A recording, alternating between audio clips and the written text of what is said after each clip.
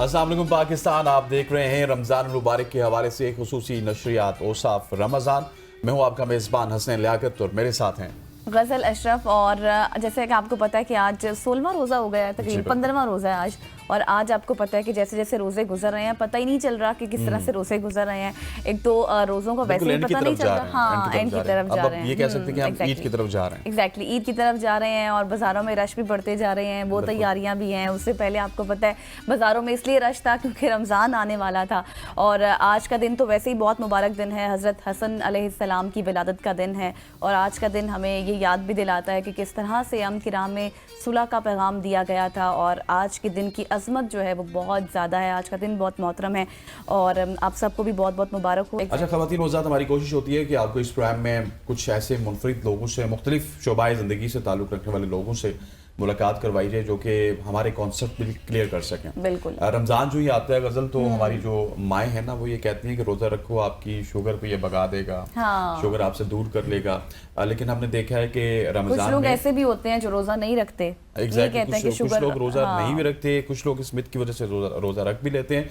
और कुछ लोग ऐसे होते हैं ख़वातीन हज़रात जो कि रमज़ान में बहुत ज़्यादा प्रॉब्लम उनको फेस करनी पड़ती है, शुगर को लेके, ज़ियाबतीस को या फिर डायबिटीज़ को लेके। इसी हवाले से बात करने के लिए हमारे साथ मौजूद हैं डॉक्टर शाहिद नदीम साहब। Sir, thank you so much for joining us.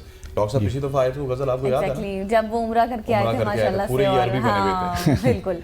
और डॉक्टर साहब हम स्टार्ट इधर से ही करेंगे कि आपको पता है कि जब जैसे ही रमज़ान आता है तो कुछ लोग, जैसे मैंने कहा पहले भी, कि रोज़ा नहीं रखते इस वजह से कि उनकी शुगर उनको बहुत ज़्यादा डिस्टर्ब करती है। कुछ लोग इंसुलिन लगाते हैं, कुछ लोग मेडिसिन लेते हैं, लेकिन कुछ लोग शुगर के बावजूद रोज़ा रखते भी हैं।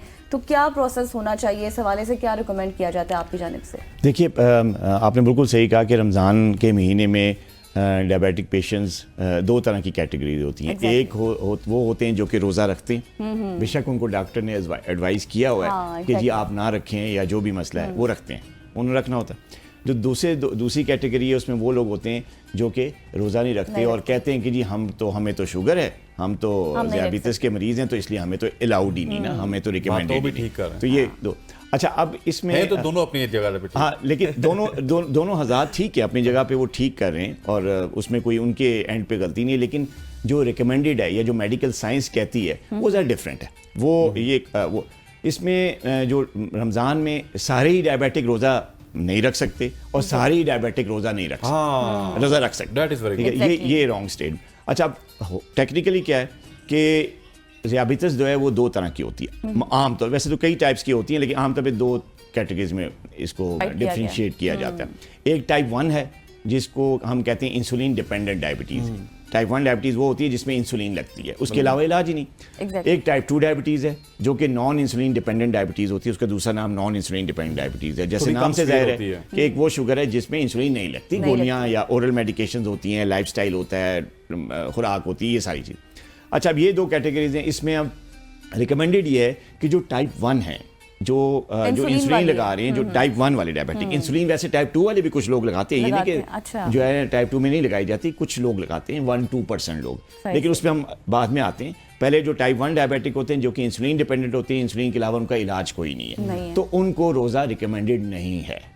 उनको रोज़ा रिकमेंडेड नहीं है क्योंकि वो इंसुलिन लगा रहे होते हैं और दौरान रमज़ान ज़ाहिर खाने पीने की इजाज़त नहीं होती, रोज़ा होता है, तो उस दौरान क्योंकि इंसुलिन भी चल रही होती है और उन्होंने सहरी की हुई है या कम की हुई है, जो भी है, या एक्सर्शन होगी, कुछ होगी, तो इस बात के चांसेस बहुत ज़्यादा होते हैं कि रोज़े के दरमियान में शुगर लेवल लो हो जाए, जिसको हम हाइपोग्लाइसीमिया कहते हैं। और जब सीरियसली लो हो जाती है तो उसको हम हाइपोग्लाइसीमिक शॉक भी कहते हैं, जो बड़ा ख़तरनाक होता है, लाइफ थ्रेटनिंग चीज़ होती है। तो इसलिए रिकमेंडेड ये मेडिकल साइंस में कि जो टाइप 1 डायबिटिक्स हैं जो इंसुलिन ले रहे हैं वो रोज़ा ना रखें। एक तो बात।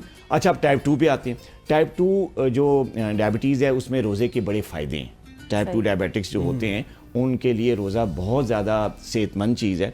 उनके ना सिर्फ वो हैं जो कि इंसुलिन नहीं लगाते, टाइप 2 हैं जो कि नॉन इंसुलिन है लेकिन फिर भी कभी कभार इंसुलिन लगा लेते हैं। हाँ, टाइप 2 है लेकिन कभी कभी इंसुलिन लगाते हैं, वो डिपेंडिंग के या कोई खुदा खास्ता उनको कोई ज़ख्म हो गया है या उसकी रिपेयर चाहिए या कोई सर्जरी हो गई है या कोई और प्रॉब्लम है, कोई और कॉम्प्लिकेशन। जो टाइप 2 डायबिटिक्स हैं वो रोज़ा रख सकते हैं, उनके लिए बड़ी सेहतमंद एक्टिविटी है रोज़ा, उनका बड़ा फ़ायदा भी होता है। लेकिन अब टाइप 2 में चंद एक ऐसे हैं जो कि रोज़ा नहीं रख सकते मेडिकल साइंस में। और वो कौन सी टाइप? और वो हैं जो पेशेंट हैं जिनका पिछले एक आध माह में या 2 माह में जो है ना शुगर बहुत ही अनकंट्रोल चल रहा है, यानी उनका शुगर लेवल बहुत ज़्यादा हाई है, 300 से ऊपर उनके रैंडम्स चल रहे हैं, फास्टिंग भी 200 से ऊपर जा रही है, उनका जो HbA1c टेस्ट है वो भी 9.5 से ऊपर जा रहा है, तो फिर रिकमेंडेड यही है कि वो भी रोज़ा ना रखें क्योंकि उनका शुगर ही कंट्रोल नहीं है। हाँ, अगर वो अपने मालिज से मिलके रमज़ान से थोड़ा पहले अपनी दवाइयों को एडजस्ट करवा लेते हैं, शुगर को कंट्रोल कर लेते हैं, अपने रैंडम और फास्टिंग लेवल्स को नॉर्मल टारगेट रेंज में ले आते हैं, तो फिर डॉक्टर के कहने पे वो रोज़ा रख सकते हैं। लेकिन अगर नहीं कंट्रोल्ड उनका किसी भी वजह से,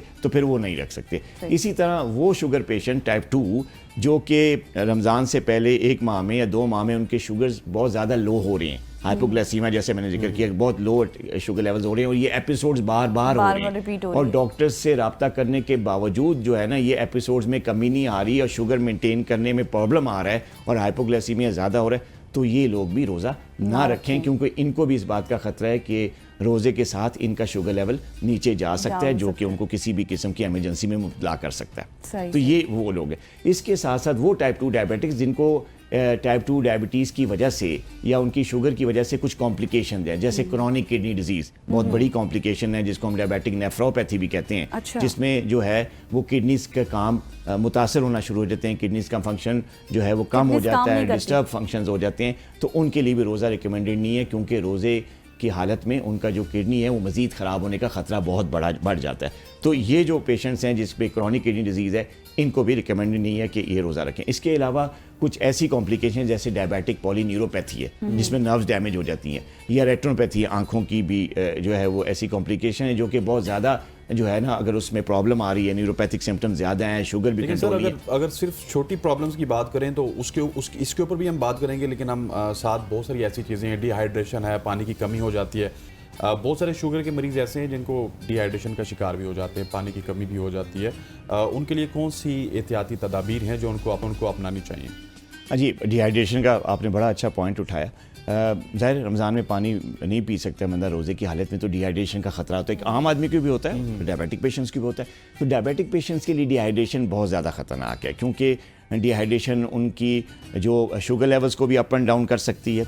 डिहाइड्रेशन की वजह से उनकी किडनीज़ के फंक्शन जो हैं वो डिस्टर्ब हो सकते हैं। डिहाइड्रेशन की वजह से उनको जो है कई दूसरी प्रॉब्लम जैसे डायबिटिक न्यूरोपैथी है, रेटिनोपैथी है या हार्ट के प्रॉब्लम्स हैं वो भी हो सकते हैं। और इसी तरह स्किन की प्रॉब्लम्स भी हो जाती हैं डायबिटिक्स में काफ़ी, जिसको डर्मोपैथी कहते हैं, वो भी पानी की कमी की वजह से हो सकती हैं। वो जो है ना पानी की कमी की वजह से उनके शुगर लेवल फ्लक्चुएट कर सकते हैं, हाई भी जा सकते हैं। जी हाँ, तो ये कुछ चीज़ें हैं जो कि होती हैं डिहाइड्रेशन के साथ। अक्सर मैंने देखा है कि जिन लोगों को शुगर है और वो इंसुलिन का इस्तेमाल करते हैं लेकिन वो रोज़ा नहीं रखते और उसके बावजूद उनकी पाँव की फिंगर्स या फिर हाथों की फिंगर्स जो है वो काम करना अक्सर बंद कर देती हैं, तो ये किस लिए इफेक्ट होती हैं? देखिए, हाथों की और पाँव की जो फिंगर्स इफेक्ट होती हैं डायबिटीज़ में, जैसे कि मैंने बताया जो डायबिटिक न्यूरोपैथी एक बहुत ही ख़तरनाक किस्म की कॉम्प्लिकेशन है जो कि डायबिटीज़ अनकंट्रोल होने की वजह से हो जाती है। तो डायबिटिक न्यूरोपैथी 2 किस्म की होती है, एक सेंसिटिव न्यूरोपैथी है जिसमें सेंसेस डिस्टर्ब हो जाती हैं, हसासियत कम हो जाती है, जलन भी होती है पाँव में और नमनेस होती है, सुनपन होता है। तो एक होती है मोटर न्यूरोपैथी। तो जो मोटर न्यूरोपैथी है वो एक अगली स्टेज की है, उसमें अगर वो हो जाती है तो उसमें भी काम करने, उंगलियां खास तौर पे काम करना छोड़ जाती, हिलती नहीं है या उनमें जान नहीं रहती। तो ये चीज़ भी होती है, मोटर न्यूरोपैथी की निशानी होती है। जहाँ तक मैं भी एक और सवाल डिहाइड्रेशन के बारे में कह रहा था, मैं थोड़ा शॉर्ट हो गया, तो उसमें यह है कि डिहाइड्रेशन जो है उसको बचने के लिए कुछ तरीके हैं जो मैं इस प्रोग्राम के हवाले से अपने जो पेशेंट्स हैं उनको कहूँगा कि जो अगर आप रमज़ान में डिहाइड्रेशन से ज़रूर बचें, और उससे बचने का तरीका ये है कि आप ना सहरी में देखा ये गया है कि हम डायबिटिक पेशेंट कहते हैं कि पानी ज़्यादा इंटेक किया करें। तो वो क्या करते हैं कि सहरी में रोज़ा रखने से पहले ही 5-6 गिलास पी लिए और समझते हैं कि जी हमने 5-6 केले तो वो हमने पानी स्टोर कर लिया है तो हमारी अब डिहाइड्रेशन का खतरा। ऐसा नहीं है, पानी स्टोर सिर्फ ऊंट ही कर सकता है। ठीक है ना, वो एक जानवर है जिसकी बॉडी में ये कैपेसिटी है कि वो उसको अल्लाह ने सलाहियत दी है कि पानी स्टोर, इंसान के जिस्म में पानी स्टोर करने की सलाहियत नहीं है। किडनीज हैं, जैसे ये 5-6 गिलास पियेंगे सहरी में तो थोड़ी देर में वो पेशाब बार बार आके वॉशरूम जाके वो सारा ड्रेन आउट कर बैठेंगे, ज़ाहिर है वो तो ड्रेन हो जाएगा। तो लिहाजा सबसे बेस्ट तरीका ये है कि डिहाइड्रेशन से बचने के लिए कि आप जब अफ्तारी करते हैं तो अफ्तारी के बाद जब रोज़ा खोल लेते हैं, नमाज़ों के टाइम है, बीच में तरावियाँ पढ़ने जाना है, वापस आके सोना भी है, तो इस सारे अरसे के दौरान आप पानी का इंटेक करते रहें कंटिन्यूसली, थोड़ा थोड़ा पानी हाफ आ गिलास इसी तरह पीते रहें। तो कंटिन्यूस जो पानी का इंटेक है और सहरी में भी जब उठें तो वुजू करने जाना है, अभी तैयार हो रही है सहरी, तो टाइम होता है। सादा तो पानी का ज़्यादा इस्तेमाल करना चाहिए, मशरूबात जो होते हैं? नहीं, मशरूबात तो डायबिटिक्स को अलाउड नहीं है। वो क्योंकि तो बहुत कुछ लोग है ना जो शुगर वाले होते हैं, वो ऐसा करते हैं कि थोड़ा सा मीठा पानी और थोड़ा सा सादा पानी मिक्स कर लेते हैं। अच्छा, तो मिक्स करके भी पीते हैं कुछ नहीं, लोग। ऐसा नहीं है। देखिए, वो समझते हैं कि अगर हमने डाइल्यूट कर लिया है, हाँ। कई लोग ऐसे होते हैं जो कि 7 अप डाली और साथ ही थोड़ा पानी डाल लिया, और जब उनको कहा कि यार ये क्या 7 अप या ऐसी ड्रिंक तो आपको फिजी ड्रिंक तो अलाउड ही नहीं है, तो वो कहते नहीं हमने इसको डाइल्यूट कर लिया, हमने पानी डाल लिया। ये मिथ्स है ना, वो क्या कहते होते हैं, जिस तरह हम पानी ज्यादा पीते हैं कि दिल के बहलाने को गालिब ये ख्याल अच्छा है, हालांकि पानी स्टोर नहीं होता। लेकिन आपने और गजल ने जिस बात का जिक्र किया, मैं इसी तरफ जाना चाहूंगा सर कि खाने पीने की बात हो रही है, तो डायबिटीज भी ना, वो जो पेशेंट होते हैं वो अपने लिए खाने इसी तरह से मुतय्यन कर लेते हैं, लेकिन इनका अफ्तार कैसा होना चाहिए, इनका सैर कैसा होना चाहिए, ताकि जो रोजे रख रहे हैं इसको कंटिन्यूसली 30 दिन के लिए रख सकें। जी, देखिए, मशरूबात तो बिल्कुल अलाउड नहीं, जैसे बात होगी नहीं, मशरूब तो किसी के सादा पानी पीना है उन्होंने, और कंटिन्यूसली पीते रहना है जब रोजे की हालत नहीं है, ताकि डिहाइड्रेशन ना हो।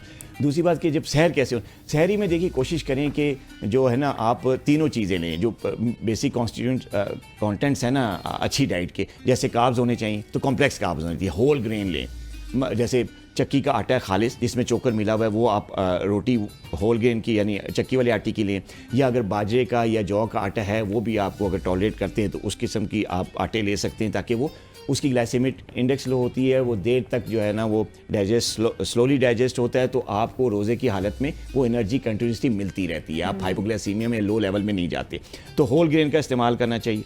दूसरा ये कि जो आपको ना वेजिटेबल्स लाजमी लेनी चाहिए, आपकी एक डिश में वेजिटेबल्स ज़रूर होनी चाहिए, प्रोटीन अच्छी लेनी चाहिए, गोश्त का इस्तेमाल करें, वो करें। तो सहरी में आप एक मल्टीग्रेन मुख्तलिफ आटे होल ग्रेन के वो मिक्स करके एक मल्टीग्रेन रोटी भी बना सकते हैं, आटे की रोटी।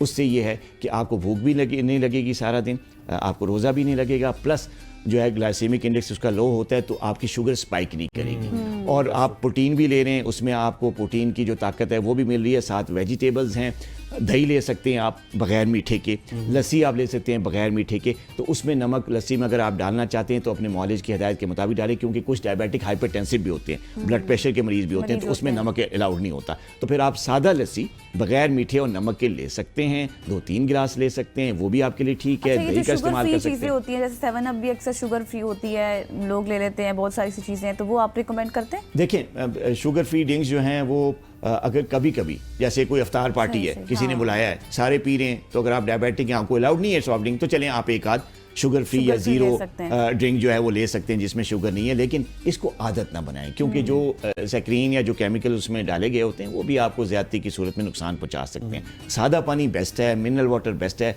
कई लोग बैठे हुए सारे आपके कोल्ड ड्रिंक्स मंगाए हुए, आप मिनरल वाटर की फरमाइश करें, जी मुझे मिनरल वाटर फलां कंपनी का ला के दें। अच्छा डॉक्टर साहब, एक सवाल है, सकीना रहीम यार खान से हैं, उम्र 45 साल है, शुगर ज़्यादा रहती है, अक्सर उनकी इंसुलिन नहीं लगाती हैं और दवाई लेती है इंसुलिन की जगह, तो क्या रिकमेंड किया जाना चाहिए, उनको रोज़े रखें या फिर नहीं, और डाइट कैसे होनी चाहिए? देखिए, ये अगर तो इनका शुगर लेवल कंट्रोल्ड है, इन्होंने ज़ाहिर HbA1c और डिफरेंट टेस्ट करा के अपने मौलिद से रब्ता तो किया होगा, और इंसुलिन नहीं लेते, ओरल मेडिकेशंस पे हैं, तो ये रोज़ा रख सकते हैं, इनके लिए अच्छा है। लेकिन इनको अपने शुगर लेवल्स अगर पिछला एक महीने का या 10-15 दिन का एक चार्ट है इनके पास जिसमें इनकी फास्टिंग लेवल कंट्रोल है, रैंडम लेवल कंट्रोल है, तो फिर ये रख सकती हैं। लेकिन अगर इनका फास्टिंग लेवल 150-200 से ऊपर है और इनका जो रैंडम लेवल है वो भी जो है 200 या 250 से अबव हो रहा है और कंट्रोल नहीं हो रहा दवाइयों से, फिर ये ना रखें। अगर इनका शुगर लेवल कंट्रोल्ड है, इंसुलिन पे नहीं है, ओरल मेडिकेशन ले रही हैं, तो फिर ये तो रोज़ा रख सकती है, बल्कि रोज़ा इनके लिए बड़ा फ़ायदेमंद है। सही, डॉक्टर सकीना ने यकीनी तौर पर जवाब सुन लिया। बिल्कुल ऐसे ही सकीना ने जवाब सुन लिया। और जो इंसुलिन की आप बात कर रहे थे डॉक्टर साहब, रमज़ान में इंसुलिन लगाने का बेस्ट वक्त कौन सा है? क्योंकि हम कल बात कर रहे थे कौन सा एक्सरसाइज का सही वक्त कौन सा है, फिर उससे पहले हम बात कर रहे थे पत्नी खाने पीने का सही वक्त कौन सा है, और आज हम बात करेंगे इंसुलिन का सही वक्त कौन सा। लोग बड़े इस हवाले से कंसर्न। जी वैसे तो हर खाने से पहले लगाई जाती है। जी, वैसे तो टाइप 1 डायबिटिक जो इंसुलिन पे होते हैं उनको तो हम रिकमेंड ही नहीं करते कि रोज़ा रखें, लेकिन जो टाइप 2 होते हैं जो किसी वजह से इंसुलिन पे हैं, उनकी बात कर रहे हैं शायद कि वो रोज़ा रखें, तो कौन सा बेस्ट टाइम होता है इंसुलिन लगाने का? तो जो रमज़ान में जो बेस्ट टाइम है इंसुलिन लगाने का, जो इन लोगों को रिकमेंडेड है, वो तो ये होता है कि आपने एडजस्ट करवानी है, पहले अपने डॉक्टर से इंसुलिन की डोज एडजस्ट करनी है। ये वो डोज नहीं लगा सकते जो कि रमज़ान रमजान से पहले जो इंसुलिन की डोज सेट हुई वो नहीं लगानी, ये सबसे इंपॉर्टेंट पॉइंट कितने % लगानी आपने चाहिए, ये डोज को concept एडजस्ट करवाना है। रमजान के हवाले से आपने अपने मौलिद से मिलकर अपनी डोज को एडजस्ट करवाना है। एडजस्ट करवाने के बाद जब आपके पास आ गया कि मेरे में इतने यूनिट्स हैं मेरे सहरी के साथ और इतने यूनिट्स मेरे इफ्तारी के साथ है, अब उसकी बात करते हैं कि वो कैसे लगाना है, कौन सा बेस्ट टाइम।